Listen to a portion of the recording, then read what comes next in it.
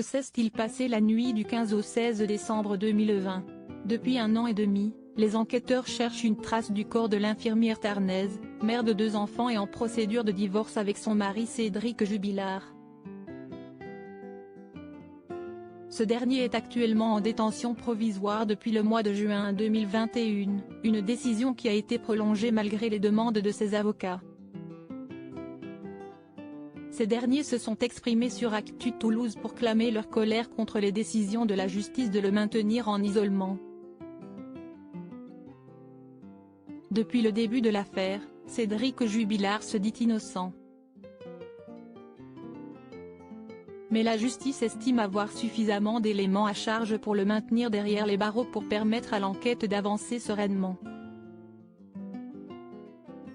Pour les avocats du peintre plaquiste, cette position est un désastre pour la vérité. Un désastre pour la famille et les proches de Delphine. Parce qu'avec cette façon de faire, on est sûr d'arriver à une erreur judiciaire plus que de s'approcher de la vérité. Le trio d'avocats, Maître Emmanuel Franck, Jean-Baptiste Allary et Alexandre Martin, qui défend le mari de la victime se dit prêt à déconstruire page par page le dossier. Nous savions que ce serait un marathon. Nous ne nous découragerons pas. Pour eux, la justice analyse tous les éléments comme étant à charge, quitte à se contredire, quitte à mentir. Si est cette justice dont on sait depuis 1 an maintenant, qu'elle ne peut conduire qu'à un désastre. Ils attendent la réponse d'une énième demande de remise en liberté ce 3 juillet.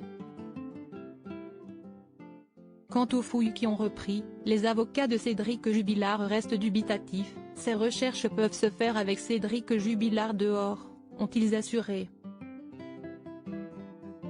Chaque fois qu'on vient plaider la demande de mise en liberté de Cédric Jubilard, on nous sort des recherches.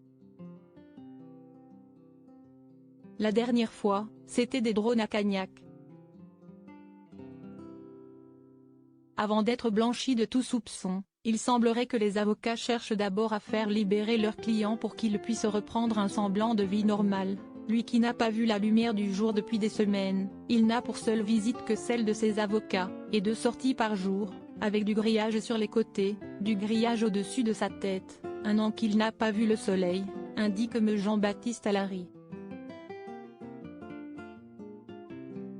Cédric Jubilard reste présumé innocent des faits qui lui sont reprochés jusqu'au jugement définitif de cette affaire.